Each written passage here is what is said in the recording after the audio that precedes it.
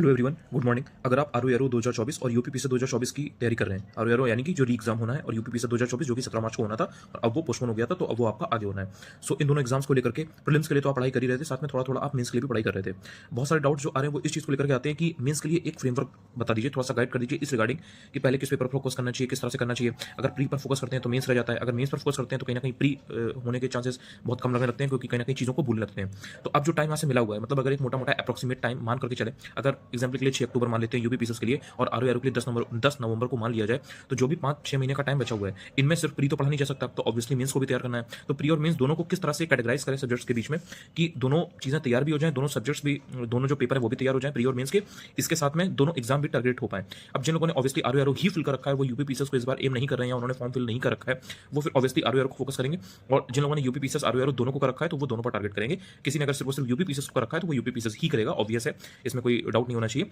सो अब 20 अप्रैल से ध्यान रखिएगा, 20 अप्रैल से जो भी टारगेट अर्जुन बैच के चल रहे हैं वो तो चलेंगे, वो तो 10 जून तक आपको जो दिया गया है वो तो चलता रहेगा। उसमें अब आप चीजें समझ गए हैं कि आपको किस तरह से डेली बेसिस पे 2-3 घंटे 4 घंटे जल्द से जल्द उस लगा करके उन टारगेट्स को पूरा करना होता है जो घटना चक्र के हैं। पीडीएफ आपको टेलीग्राम चैनल अनुज चतुर्वेदी यूपीपीएससी पर ऑलरेडी दी जा चुकी है। लेकिन अब 20 अप्रैल से डे 1 के थ्रू, डे 2 के थ्रू, अगले 5-5.5-6 महीने तक जो भी आपका जब भी एग्जाम प्रीलिम्स के होंगे, दोनों एग्जाम्स तक प्री और मेंस दोनों के लिए एक नया शेड्यूल आपके लिए रहेगा। और इसमें आपको डेली बेसिस पर खुद को एक तो ट्रैक करना है, इसमें आपकी भी अकाउंटेबिलिटी रहेगी, मतलब इसमें आपकी अपनी एक सेपरेट कॉपी होनी चाहिए, आप अपना एक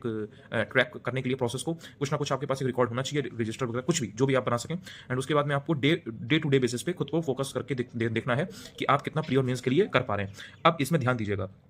कितना टाइम प्री को देना है, कितना टाइम मेंस को देना है, वो सब एक जो बेसिक फ्रेमवर्क है वो मैं आपको समझा दूंगा, बता दूंगा। जो भी पेपर है जैसे जिसमें,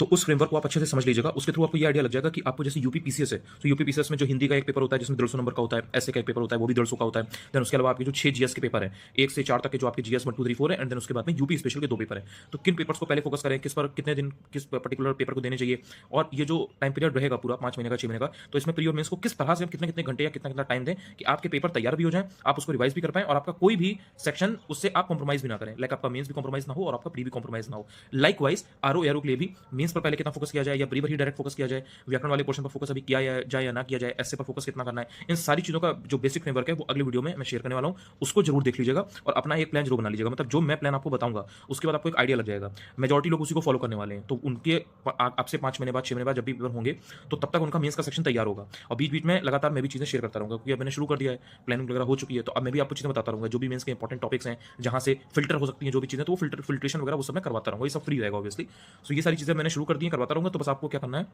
अपने को रिकॉर्ड करना शुरू कर देना है, क्योंकि देखो इस समय जो टाइम पीरियड चल रहा है, आपको पता है कि आपके सामने डिस्ट्रक्शंस बहुत है, पेपर जैसे जैसे डिले होता चला जा रहा है और चीजें इतनी श्योर नहीं है, तो ये जो अनिश्चितता की स्थिति है ना, इसमें डिसअपॉइंटमेंट घेर लेती है लोगों को, एंड जो कि आजकल लोगों को घेर रही है। कहीं ना कहीं मोटिवेशन डाउन हो रहा है, कहीं ना कहीं अंदर से एक जो जील होती है, स्पिरिट होती है, अंदर से जो पढ़ने का मन करता है वो नहीं हो पा रहा है, बिकॉज आपको अपने सामने कोई टारगेट्स वगैरह दिखाई नहीं दे रहे हैं, कुछ ऐसे चैलेंजेस या हर्डल्स दिखाई नहीं दे रहे हैं, जबकि बाधाएं बहुत बड़ी बड़ी आपके सामने हैं। तो ये जो मौका आपको अब मिला हुआ है, ये जो अपॉर्चुनिटी अब आपको मिली है, इसको यूज करने का इससे बेहतर मौका, इससे बेहतर विकल्प ऑप्शन आपके पास अब यहाँ से नहीं हो सकता। इसलिए 20 अप्रैल से ध्यान रखना, चीजें आपको शुरू करनी ही है, चाहे कुछ भी हो जाए। और जब तक आप इस तरीके का कुछ प्लान नहीं बनाओगे कि ओके मैं मेंस में ये वाले पेपर को इतने दिन में तैयार कर लूंगा, यहाँ पे ये 2 सेक्शन मेरे इतने समय तक तैयार हो जाएंगे, इनको तो मैं हर हालत में कर ही लूंगी, इस तरह से जब तक आपकी चीजें आपके सामने नहीं होंगी, तो कहीं ना कहीं आप ढील बरतते हुए चीजों को पढ़ेंगे और उससे चीजें तैयार नहीं हो पाएंगी। तो ये ध्यान रखिएगा। अगला जो वीडियो होगा उसमें पूरा फ्रेमवर्क समझाने वाला हूँ, और आरओ यूपीपीसीएस दोनों के प्री मेंस का समझाऊंगा। तो जो भी आपको एग्जाम देना है आप रेस्पेक्टिवली देख लेना, दोनों देने हैं तो फिर दोनों देख लेना, ठीक है। ध्यान रखना। Thank you so much.